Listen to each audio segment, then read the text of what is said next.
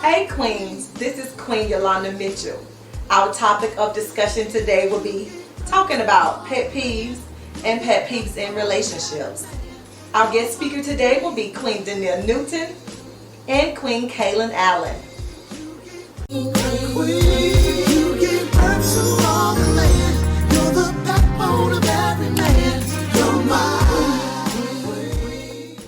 Hey Queens, welcome to NEWBEING Queen Talk, and we are here to discuss today about pet peeves, relationship pet peeves.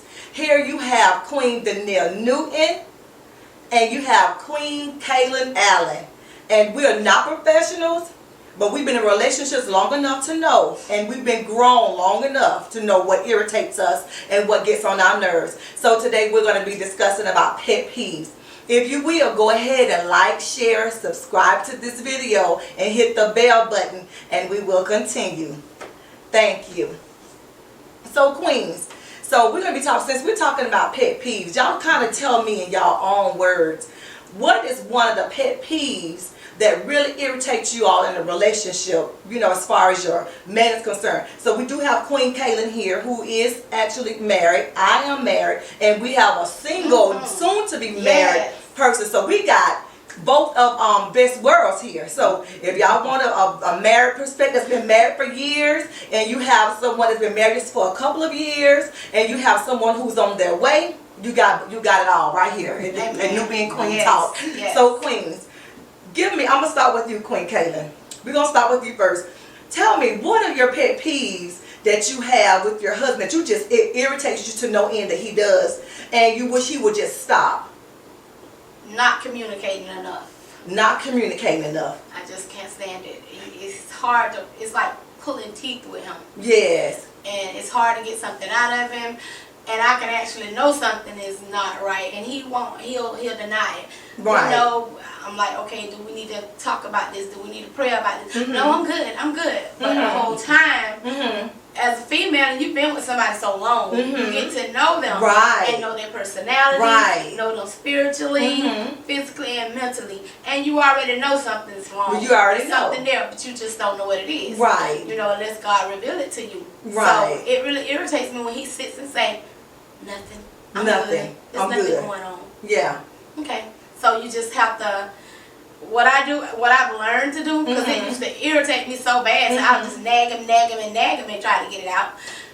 It gets you nowhere. It gets you nowhere. It just get him irritated and he shuts down more. Right. So it's not a good idea to just nag at them when they're telling you no. Just let that be it, and you go pray about it, and let God reveal to you what's going on with them. And then later on you can come back together and, you know, make him think that, you know, he's already done told you, because you telling him what's going on, but you just like, you know, you kind of touched on it a little bit. You didn't say exactly say it, but you know, make them think that they already done, you know, gave you the answer that you needed. So when you're talking to them and you ask them the question, they don't go into details, because you know, women, we are very detailed individuals. And it's like, first of all, I gotta, you know, I gotta ask certain questions, then I gotta wait for you to give me a response, and then I have to ask the question to the response you just gave me to get down to the root of the problem to figure out what you're really trying to say, because they won't go into details of how it made them feel. They won't talk about their emotions. They kind of hide that part, so that's a little irritating, especially with the communication part, because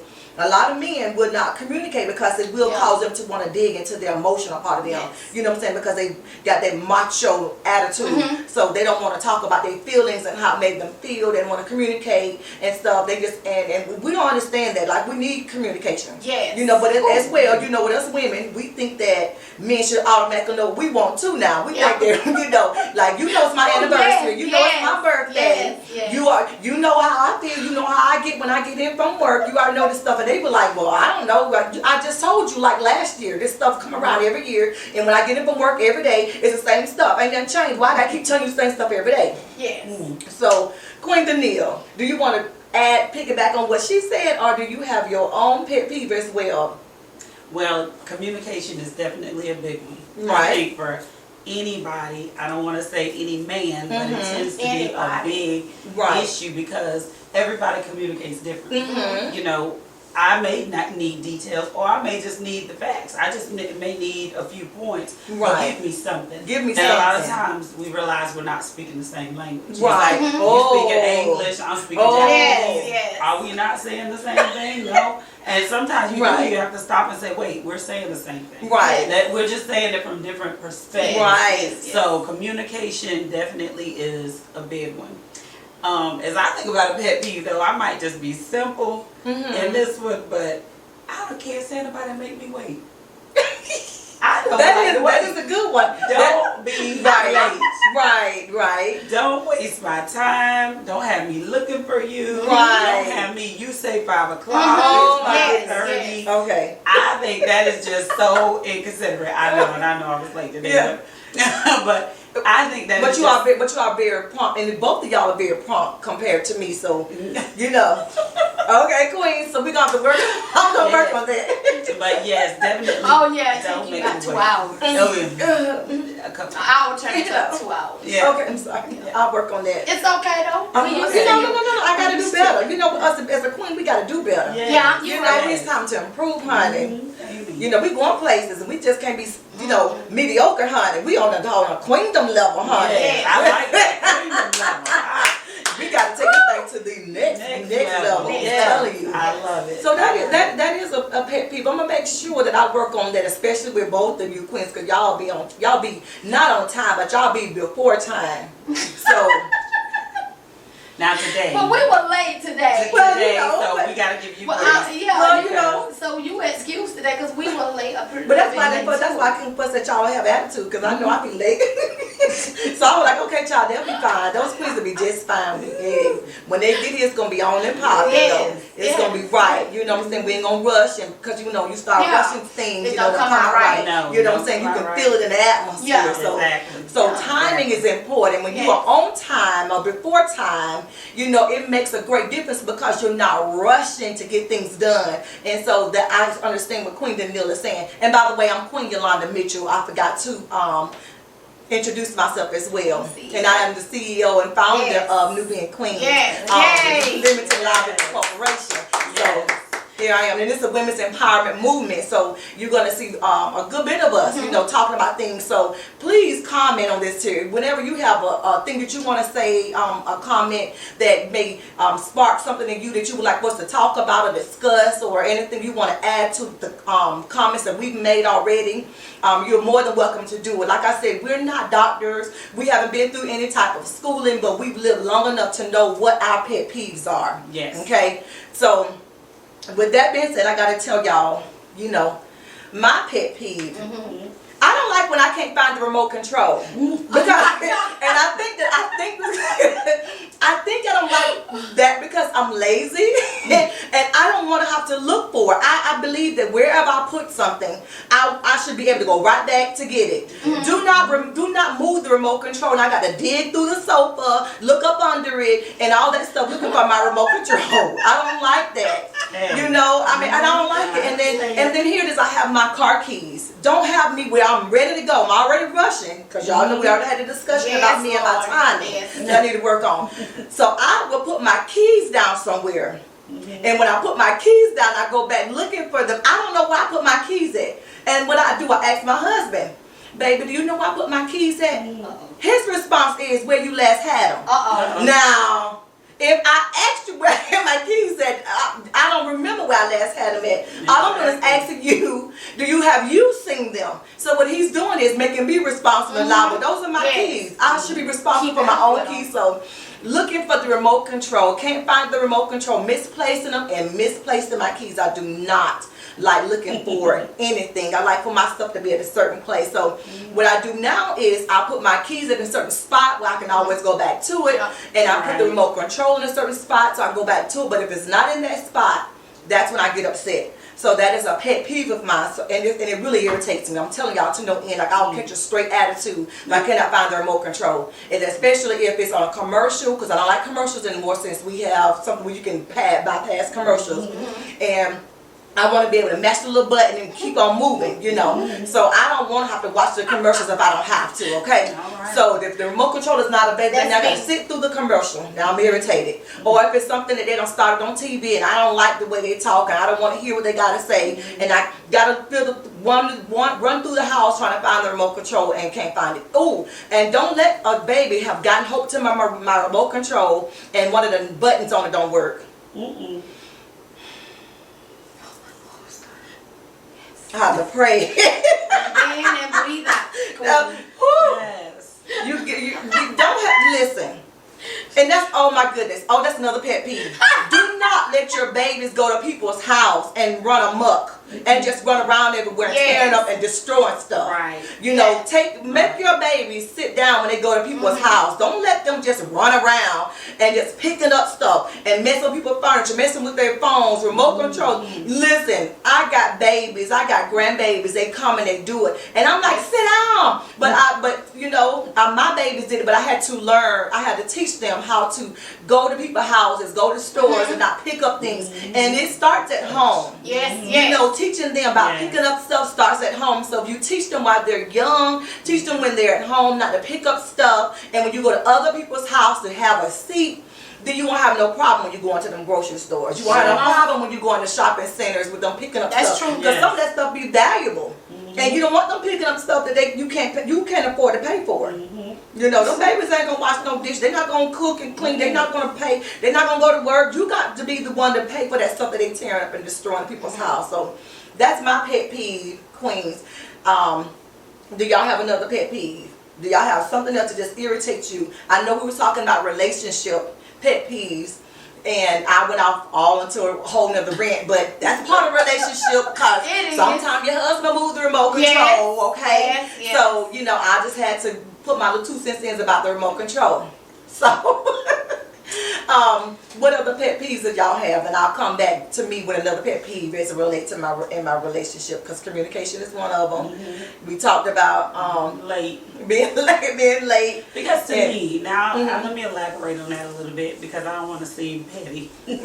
But to me, that's like I said, you're not valuing my time for one, and also it's a lie.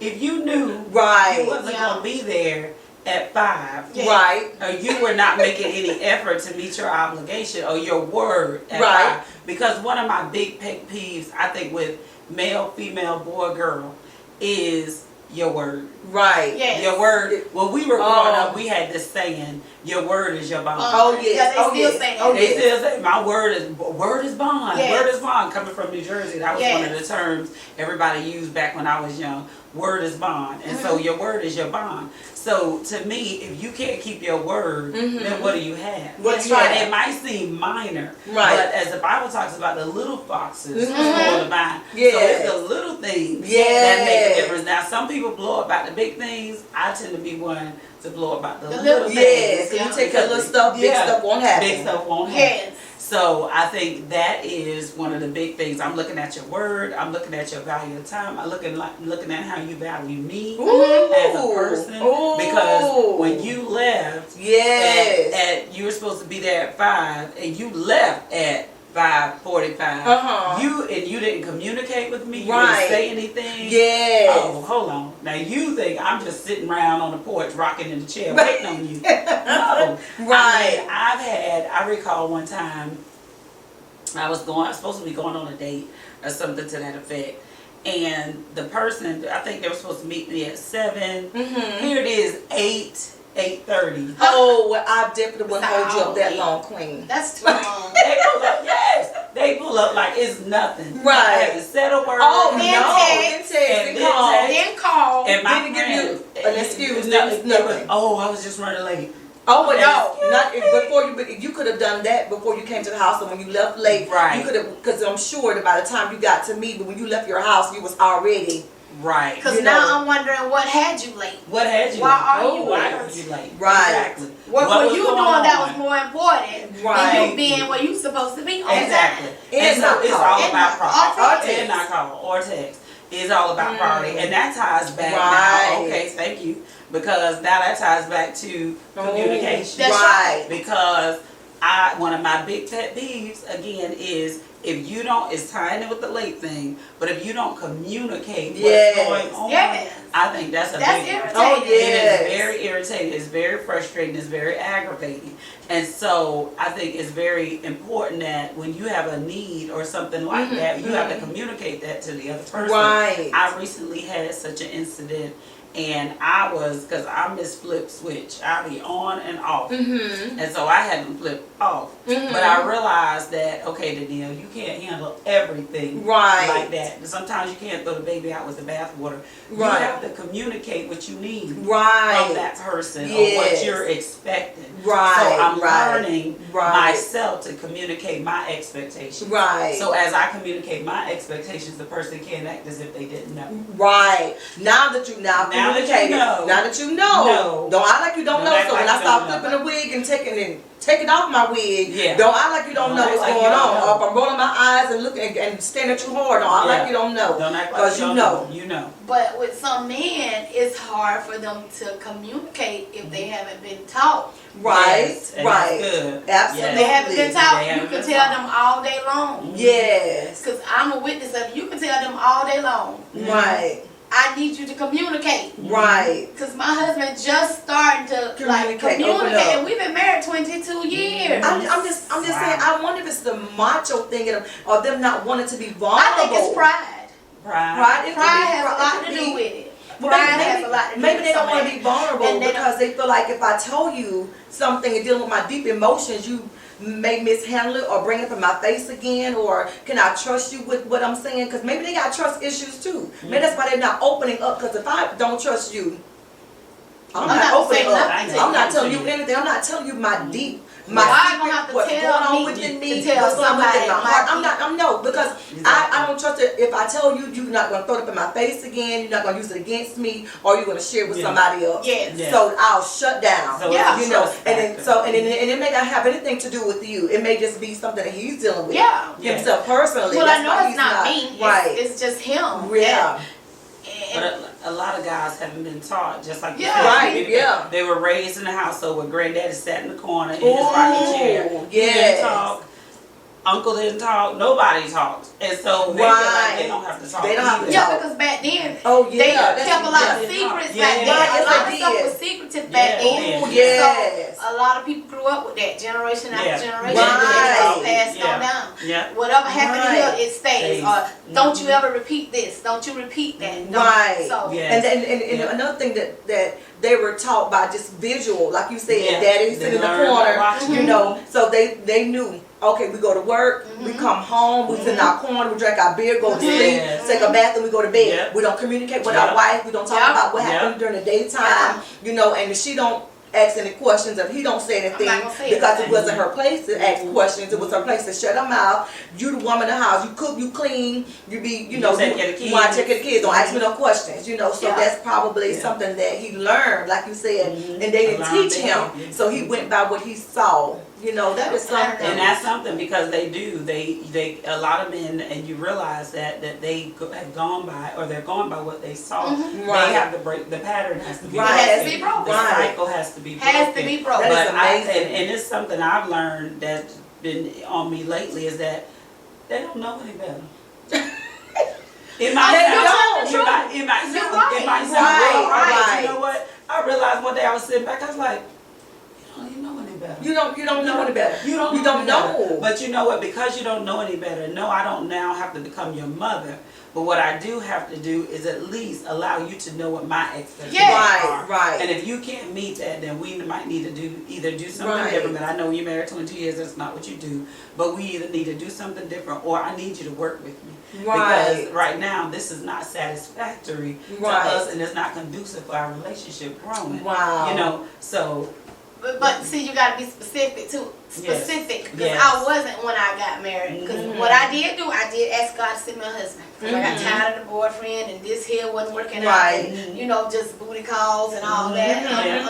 We're adults. But and I just got to the point where, Lord, send me a husband that love me, for me, love my children. And He sent me just that. I just said, Lord, don't send me a husband that's dealing Come on drugs. now. That's Come on a now. trafficker. Yeah. That's Right. trafficking drugs. Yeah. Done been in trouble. Don't send me something. Right. I didn't say that. Yeah. He gave me exactly what what you I asked asked for. for. Because my husband raised 3 kids that were not biological. Come on now. 3. Yeah. Yes, he did. Yes. Right. 3. And they love him like Love him Love him like Come that's on. daddy. They know Right. their biological daddies, but his daddy. And he Yeah. came right in. When Right. he's broken, Right. whatever we done been through self, they Right. love him. They love him. Wow. That's that. They love him. Yeah. I can say I'm leaving. Mom, maybe you need to just lighten up on Dad some more. Dad, let me talk. My children will pull my husband to the side. Dad, let me talk to you. Yeah. Right. That's how much they love him. That's And good. that's not their biological dad. Wow. So he's a good man. There's goodness, there's greatness in him. Mm-hmm. There's greatness. He just got to reach that point. He's getting there. He's Thank getting there. God. Thank God. Hey. He's getting there. Thank He's God gonna for get this. Yes, there. amen Thank to God that, for queen. You know.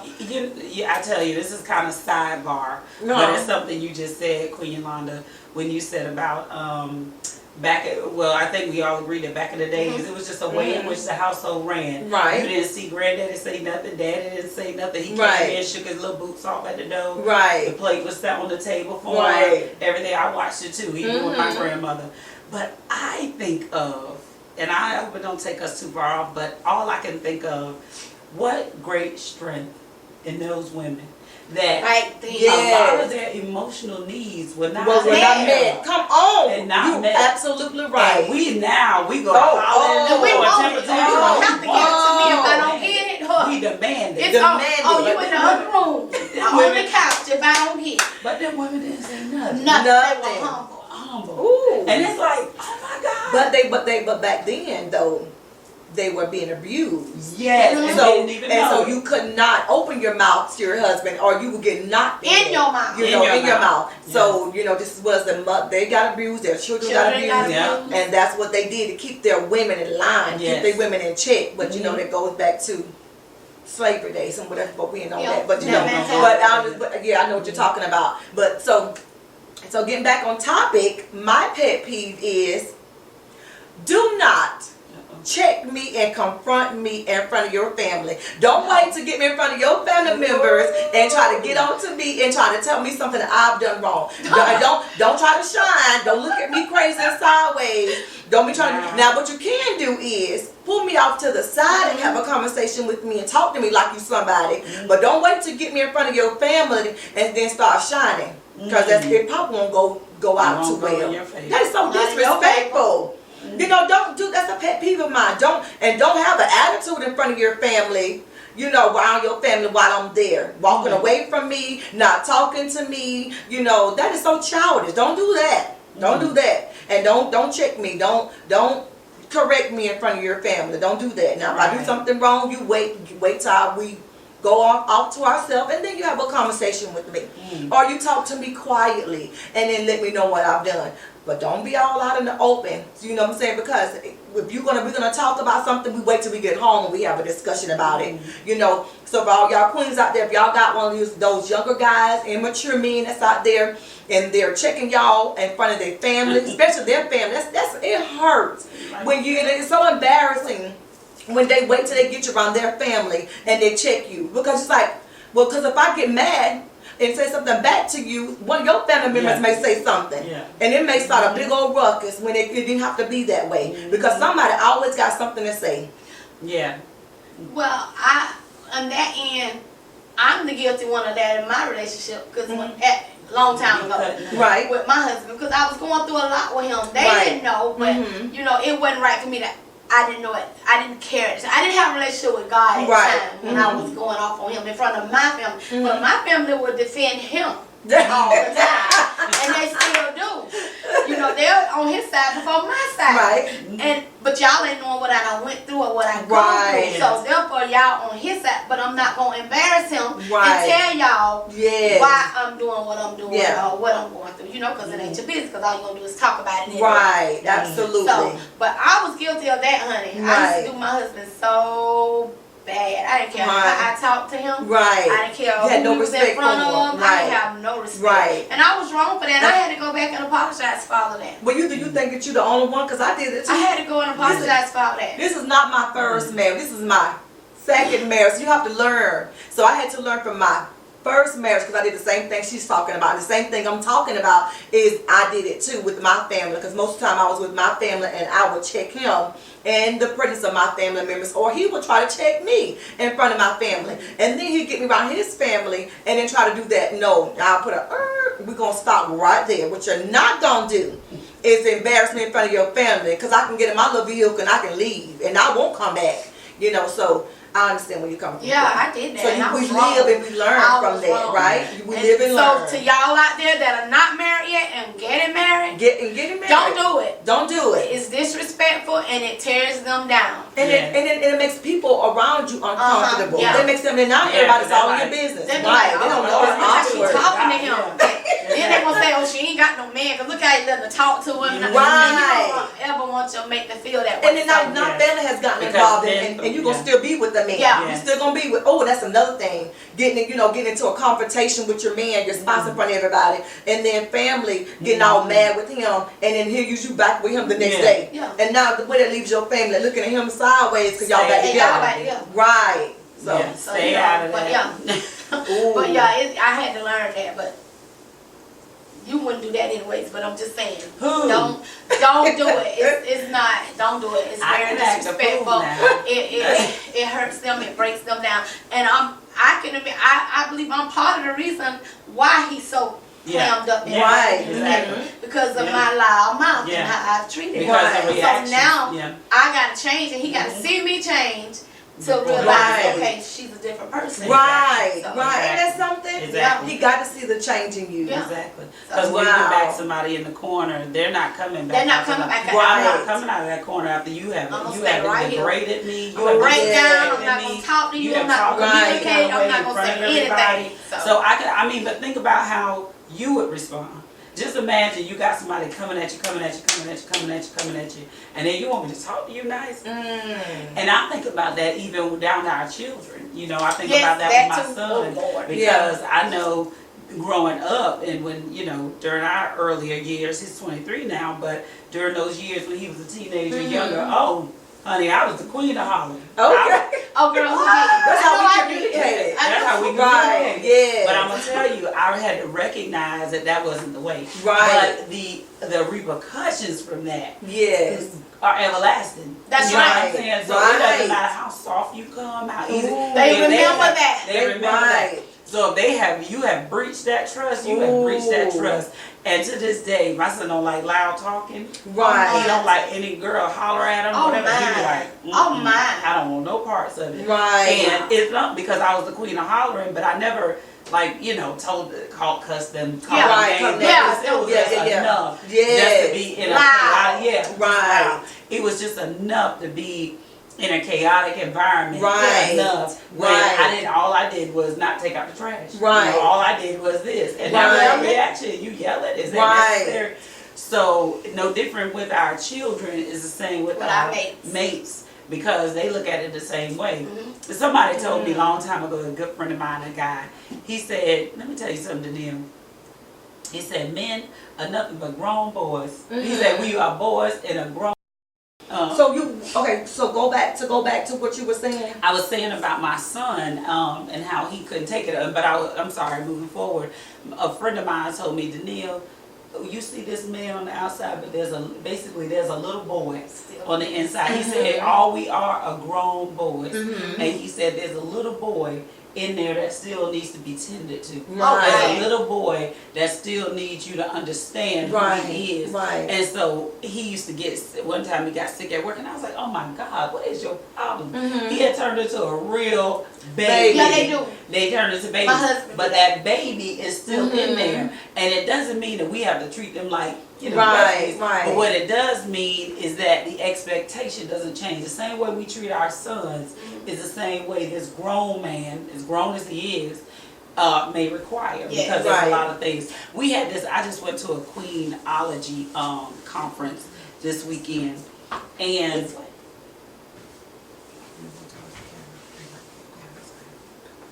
I went to a Queenology conference this weekend, and I was praying that it didn't turn into a men bashing moment. Because what happens is when you got a whole bunch of women that come together that's trying to discuss their issues, or they got different circumstances, a lot of times it makes the men look like, oh my God, these are monsters. Right. Which there's a lot of broken men out there. I'm just saying broken.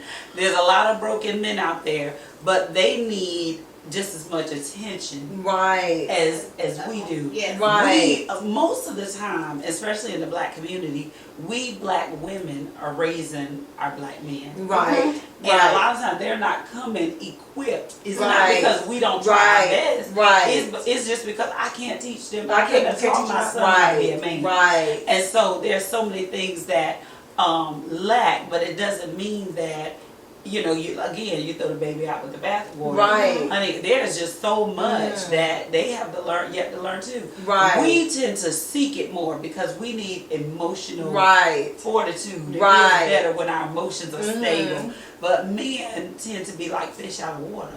They don't have the same avenues that we have. So it just made me think about the conference that I went to this weekend and how and I'm hush how so much. It was just, I just didn't want it to be that way because I know our men can sometimes take a bad rap, but again, I learned they don't know better. But go ahead.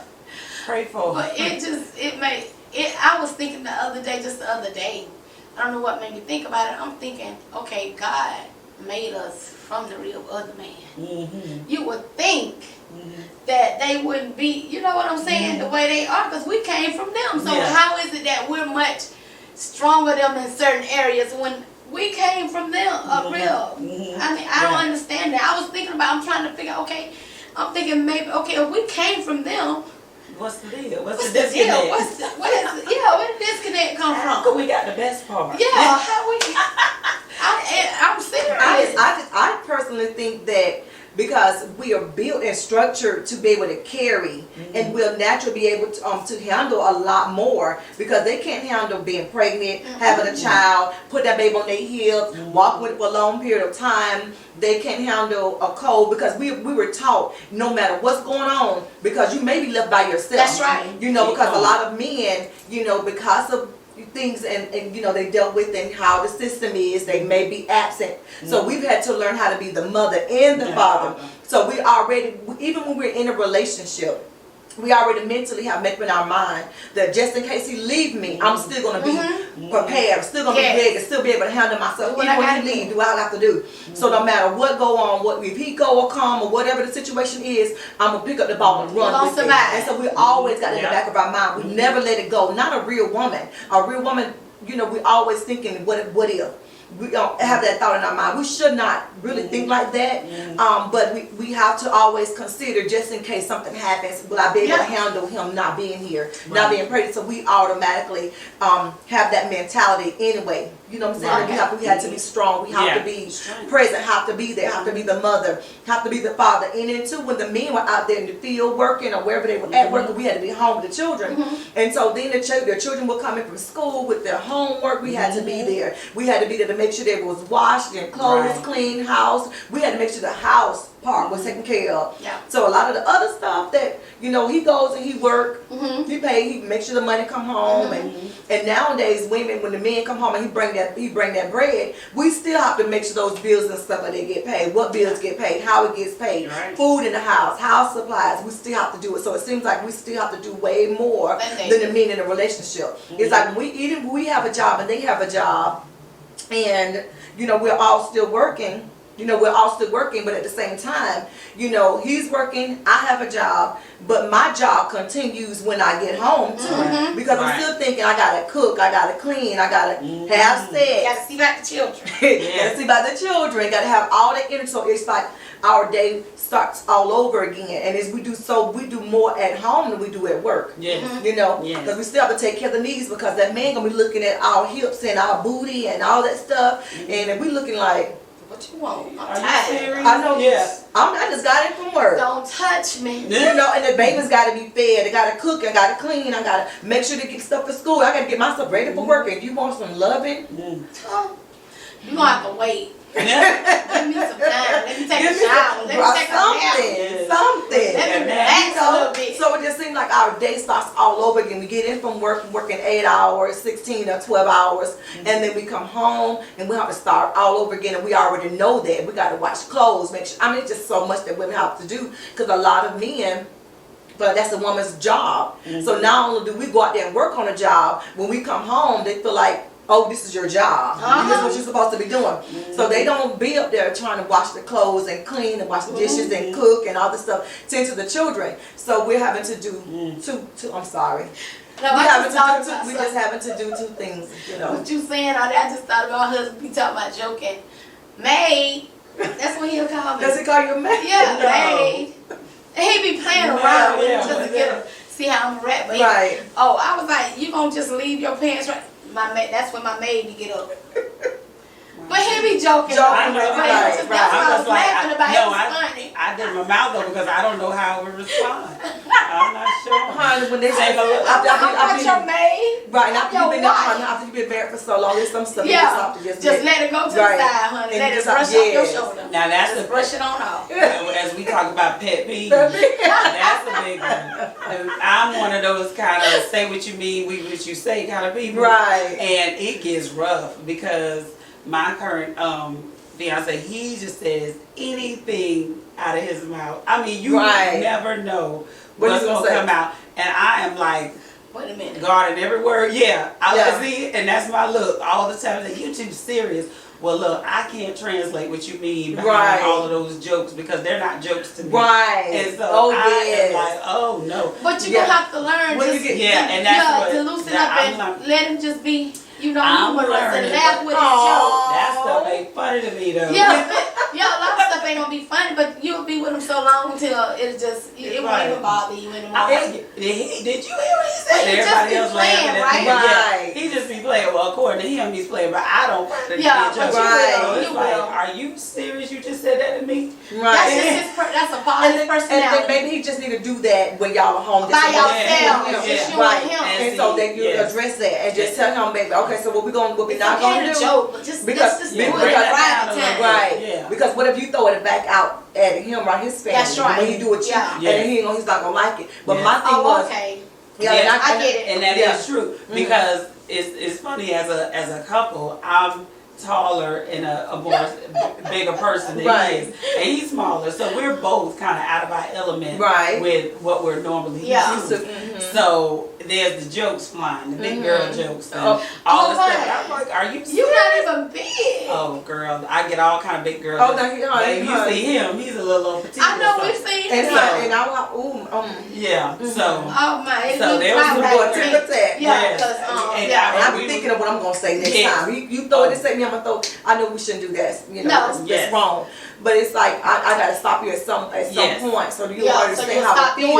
Doing that. Because sometimes you do have to do that. You have to teach them how to treat you so they won't still stop doing it. Because if he don't know that what he's saying around his family hurts your feelings, he'll keep doing it. He'll continue doing it. Exactly. So you either have to tell him about it, and if he don't stop, then start do it to him so he'll see how it feels. So this is what I was trying to tell you. Exactly. Because now you see how it feels. You don't like it. So now let's we don't have this problem anymore. So when we go home, we got something we need to discuss. We need to make sure we, And then me, I didn't like jokes either when I was growing up.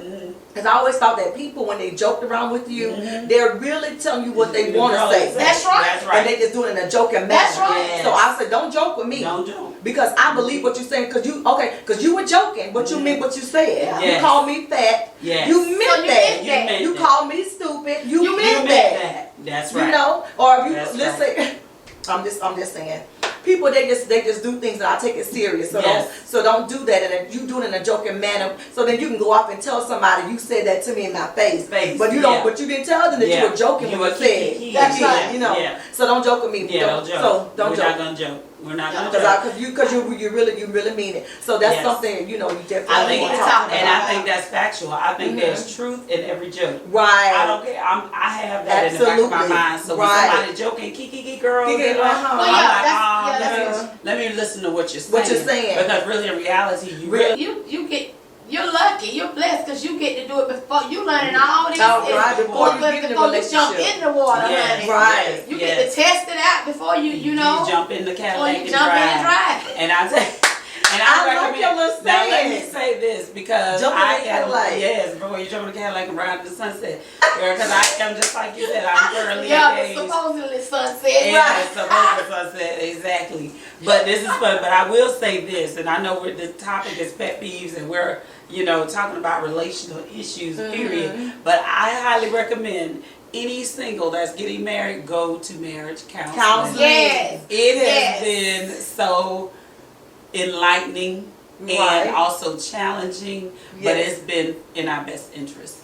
That's good. That's what I'm saying. You get to oh Lord, can't go back, but you can't go back. If I knew better, I would do better. Yeah, I would do it over. It has been a blessing. I would do a do-over. Yes. It has been a blessing.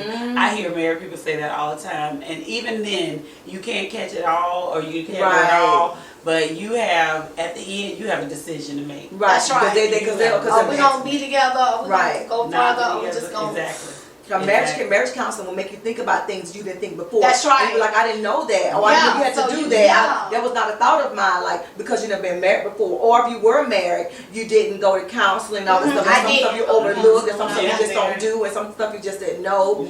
But it's like now, and my thing is, I know this is getting off the subject because we're talking about pet peeves. And maybe this could be a pet peeve. I almost lost my train of thought. But make sure that this man has goals and plans in life. You don't want to marry somebody with possibilities or somebody with potential. He has potential to be great. Okay, so what is he doing now? Is he sitting home? Does he have a job? And what does he do with his money? Before you get in a relationship with these men, queens, know what they are all about before you get in a relationship with them. How is their relationship with their mom? How is their relationship with their parents and their family? What about their children? Because these are things you're going to have to, deal with. What about baby mama? So y'all need to ask these questions and find out, what is his credit score like? Do he like paying bills? I mean, I know you can't talk to the ex-girlfriend or the ex-wife, but these are things that you want to know. How was he in the relationship? And is he going to bring what he's dealt with in the past into his future right now with you? So it's good to know this stuff, and listen and, find as much as you can because, and you want to see him when he get upset.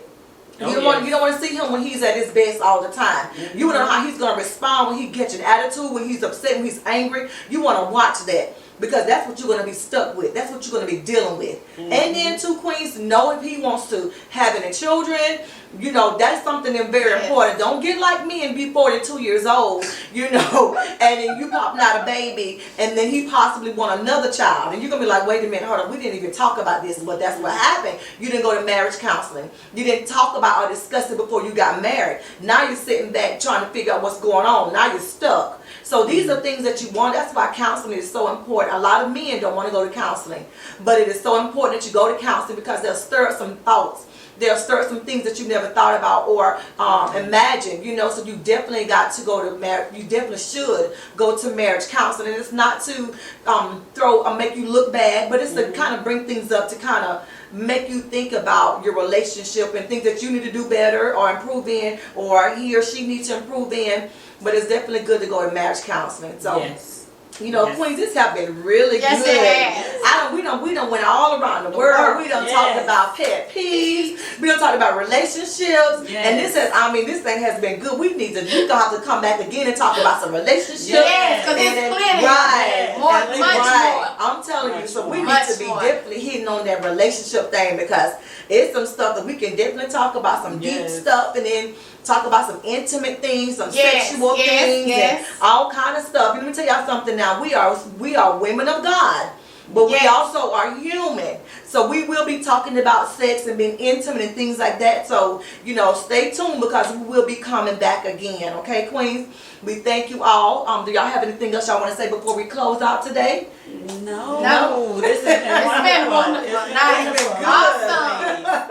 Awesome. So thank y'all queens for staying tuned. Queens and kings. So we're not going to exempt y'all kings out there because this may be something that y'all may want to share with other men so they can kind of understand women a little bit better. So y'all please like, share, and subscribe to this and hit that bell button. And then we'll come back again with some more topics, okay? We love you, kings and queens. God bless you. Have a great day. Bye.